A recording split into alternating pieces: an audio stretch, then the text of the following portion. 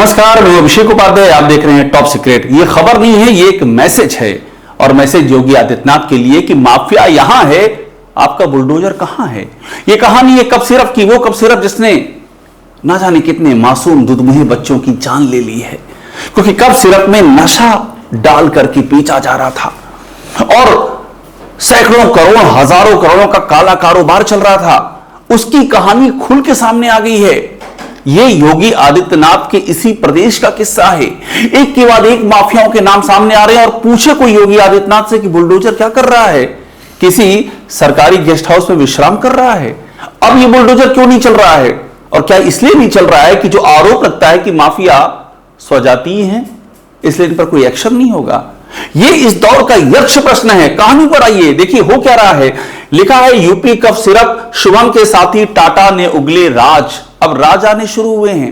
हालांकि आप सोचिए कि क्या ये कौन से राज हैं, ये तो सबको सब पता था।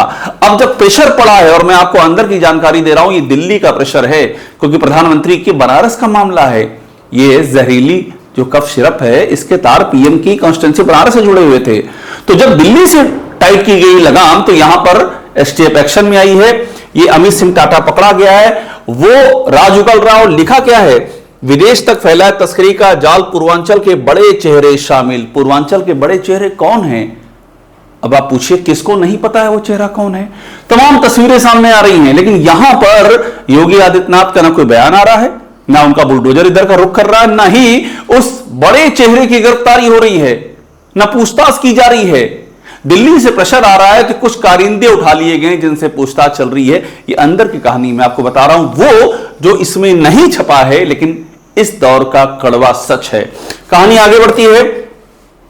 इसमें लिखा है कि पूर्व सांसद का करीबी लखनऊ से अरेस्ट। अब इस लाइन पे ध्यान दीजिएगा, पूर्व सांसद का करीबी। कोई किसी का भी करीबी हो सकता है, फिर ये क्यों लिखा जा रहा है पूर्व सांसद का करीबी? इसका मतलब है कि कुछ और भी है। ये करीबी होना संयोग है या प्रयोग है, सारा सवाल यही है। और अगर ये खबर में ये छप रहा है कि पूर्व सांसद का करीबी लखनऊ, इसका मतलब कि कुछ ना कुछ तो प्रयोग चल रहा है। और ये एक खबर में नहीं है, कई अखबार कई चैनलों में खबर चल रही है, और अभी मैं आगे बताऊंगा कि उस खबर पर रिएक्शन भी आ गया है। अब देखिए यहां पर ये चेहरा है, ये है अमित सिंह टाटा। ये अमित सिंह टाटा कौन है, अभी मैं इसके बारे में आपको और बताऊंगा, लेकिन पहले आप एक मोटी जानकारी समझ लीजिए किस तरह से पूरा कारोबार चल रहा था, और फिर मैं आपको बताऊंगा कि अमित सिंह टाटा पूर्वांचल का बाहुबली, और क्यों योगी आदित्यनाथ की सरकार यहां पर अपने हाथ बांध लेती है, क्यों कोई एक्शन नहीं होता है। क्या ये जो मामला है पूर्वांचल का मैटर, जौनपुर का किस्सा, ये पहला किस्सा, ये इस तरह के और भी किस्से आ चुके हैं जहां पर योगी आदित्यनाथ की सरकार ने आंख नहीं झपकाई है, देखने की जरूरत भी नहीं समझी है। क्यों ऐसा हो रहा है, ये बड़ा सवाल है। अब देखिए मॉडस ऑपरेंडी, ये लोग कैसे ऑपरेट कर रहे थे। मासूम बच्चों की जान गई है, बड़ी तादाद में बच्चे मरे हैं, उसके बाद भी सरकार की संवेदनाएं नहीं जाग रही। क्यों नहीं जाग रही, यही तो सवाल है। अब इस खबर को देखिए, इसमें लिखा है अमित सिंह टाटा जो गिरफ्तार हुआ है, मैंने अभी आपको बताऊंगा अमित सिंह टाटा कौन है, उससे पूछताछ होती है। वो पूछताछ में बताता है कि यहां नाम सुनते जाइए, एक विकास सिंह, शुभम जायसवाल, शैली ट्रेडर्स झारखंड में एक बड़ा कारोबार है शैली ट्रेडर्स के नाम से, और कोडीन युक्त फेंसाडिल का सिरप नशे के रूप में प्रयोग होता है। फेंसाडिल है कोडीन युक्त। ये आप यूं समझिए कि बिहार में ये जो शराबबंदी हुई है, इसका विकल्प बना लिया गया है कि कोडीन का कफ सिरप फेंसाडिल मिला हुआ बोतल में बंद करके भेजा जाएगा, और वो नशे के तौर पर इस्तेमाल किया जाता है। लेकिन बच्चों को क्या पता कि नशा आ रहा है, वो तो समझते हैं कि सिरप है, माँ बाप पिला दे रहे हैं और बच्चों की जान चली जा रही। वो तो भला हो सोनभद्र में एक छापे में एक ट्रक के भीतर इस एक छुपा करके जो ले जाई जा रही थी, ये जो इस कप सिरप की बड़ी मात्रा में शीशा बरामद हुई, वहां से ये कहानी आगे बढ़ गई। अब सोनभद्र में ये जो माल पकड़ा गया था, ये पहले से कोई ट्रैप लगाया गया था या संयोग की बात थी कि पुलिस के हाथ में आ गया और उसके बाद कड़ियां खुलनी शुरू हो गई। अब यहां पर देखिए, ये शुभम जायसवाल की बात है, उसके पार्टनर की बात है, किस तरह से इन लोगों ने देव कृपा मेडिकल एजेंसी के नाम से फर्म बनवा दी, और उसका लेन देन शुभम जायसवाल पार्टनर और सीए देखते थे, और बनारस में भी श्री मेडिकल के नाम से फर्म खुलवा दी गई। प्रधानमंत्री की कॉन्स्टिट्यूंसी तक ये बात चली आई है। बनारस में नकली दवा का ये कारोबार, नकली सिरप का ये कारोबार चलने लगा। इसके बाद इन्होंने बाकायदा कंपनी का भी जिक्र है, और शुभम ने वाराणसी की फर्म से किस तरह से कारोबार किया, किस को दिया है, ये सब भी है। और दुबई देखिए, दुबई में बैठकर फेस टाइम पर बात करता है शुभम। ये शुभम जायसवाल ये भागा हुआ है कहने को, लेकिन ये अभी भी दुबई में है। और मैं आपको तस्वीरें दिखा रहा हूं, ये तस्वीरें आप ध्यान से देखिएगा, इससे आपको बहुत कुछ पता चलेगा। ये तस्वीर देखिए, ये दुबई की तस्वीर है। मैंने अभी आपसे दुबई का जिक्र किया था। ये सब नकली दवा के जो इस नकली कफ सिरप के सौदागर हैं, जो मासूम बच्चों की मौत के जिम्मेदार बताए जा रहे हैं, ये सब दुबई में हैं। डेजर्ट सफारी में देख रहे हैं क्या स्टाइल में खड़े हैं। इसमें शुभम जायसवाल है, इसमें अमित टाटा, इसमें आलोक सिंह, एक और नाम सुन लीजिए, एसटीएफ का बर्खास्त सिपाही, वो भी इसमें शामिल है। और वो किंगपिन बताया जा रहा है, क्योंकि इस पूरी खेप को बॉर्डर पार कराना, उसके अपने पुराने जो संपर्क से पुलिस से उसका इस्तेमाल करना, तमाम सारे कारनामे उसके जरिए अंजाम दिए जा रहे हैं। एक और तस्वीर देखिए, नजदीक से देखिए, क्या जैसे लग रहा है जग जीत लिया हो। क्या ये खुशी है, आराम से दुबई में बैठे हुए हैं। 100 करोड़ की कप सिरप खरीदी गई, 100 करोड़ की जहरीली कप सिरप, जिससे मासूम बच्चों ने दम तोड़ा है।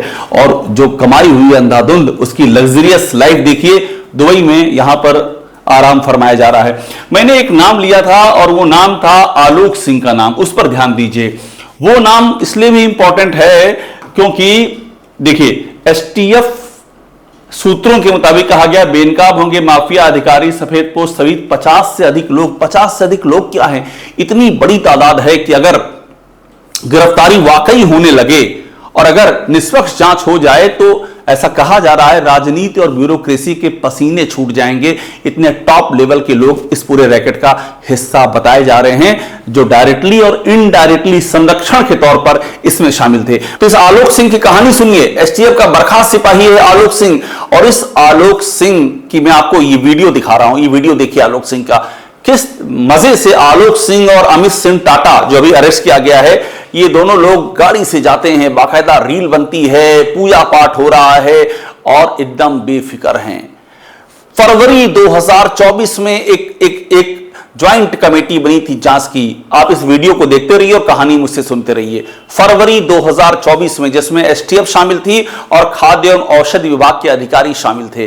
फिर से रिपीट कर रहा हूं, फरवरी 2024, इसी कफ सिरप की जांच के मामले में। और यह चल रहा है 2025 का नवंबर चल रहा है। अब जाकर के गिरफ्तारी करीब 2 साल पूरे होने को आए हैं, और इन 2 सालों में ऐसी ही वीडियो बन रहे थे, ऐसी ही रील बन रही थी। दुबई, ये देखिए, दुबई की तस्वीर आपको फिर से दिखा दे रहा हूं बाकायदा। ये देखिए, दुबई में इस तरह से मौज हो रही थी इन सब की। और ये जो वीडियो दिखा रहा हूं आपको मैं, क्या आराम से गाड़ी में रील बन रही है। अमित सिंह टाटा और आलोक सिंह, एसटीएफ का बर्खास्त सिपाही, मौत से जा रही, सब चल रहा था। अभी मामला जब आगे बढ़ गया है तो इस मामले में एक नाम सामने आया, और वो नाम है धनंजय सिंह का। धनंजय सिंह, जो बार बार बात चल रही है कि बाहुबली का करीबी, ये जितनी भी बातें चल रही हैं, इस बाहुबली के नाम की जब बातें आई तो ये देखिए, पूर्व सांसद का करीबी, पूर्व सांसद धनंजय सिंह, जौनपुर से सांसद रह चुके हैं बाहुबली धनंजय सिंह। धनंजय सिंह की जब बात सामने आई तो यह मामला और भी ज्यादा तूल पकड़ने लगा।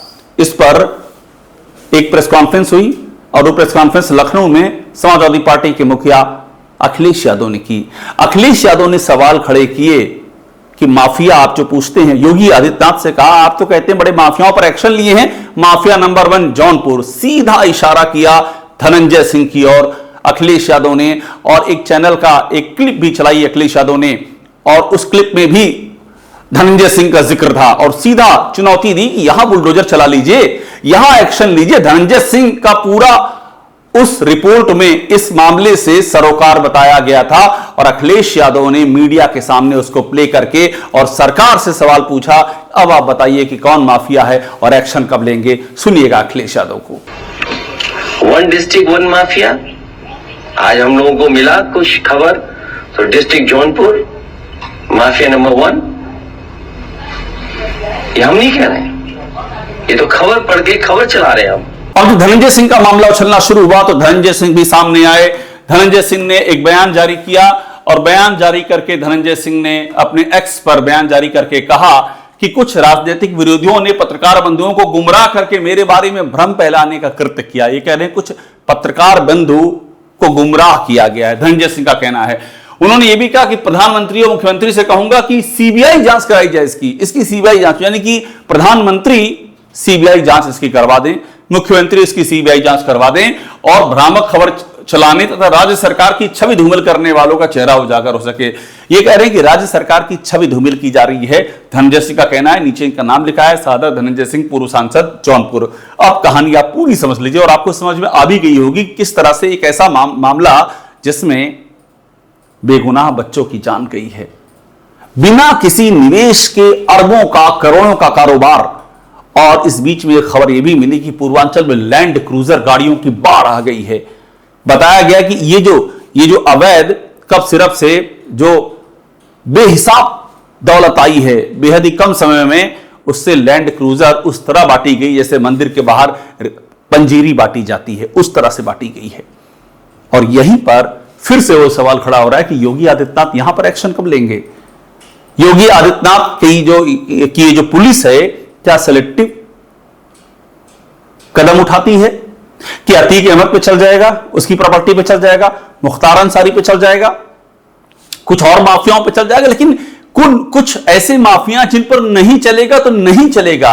कितनी भी शिकायतें हो जाएं, कितने भी आरोप लग जाएं, और ये बातें भी जो मैं आपको बता रहा हूं, ये अब कोई दबी छुपी बातें नहीं रह गई हैं, ये चर्चा का विषय है। आप कहीं भी जाइए तो लोग मुंह से नाम ले लेते हैं, भाई बताइए ये इन पर एक्शन क्यों नहीं हो रहा है। ये उत्तर प्रदेश की तस्वीर है और सवाल यही है कि इस तस्वीर को देखने के बाद क्या केंद्र अपने कदम आगे बढ़ाएगा, क्या वाकई सीबीआई जांच होगी, क्या असली जो अपराधी हैं क्या वो पकड़े जाएंगे और इनको संरक्षण देने वाले, चाहे वो राजनीति में कितनी भी ऊंचे पद पर क्यों ना हो, क्या उनका भी नंबर आएगा। सबसे बड़ा सवाल अब यही है। टॉप सीक्रेट को देखते रहिए, लाइक कीजिए, सब्सक्राइब जरूर कीजिएगा।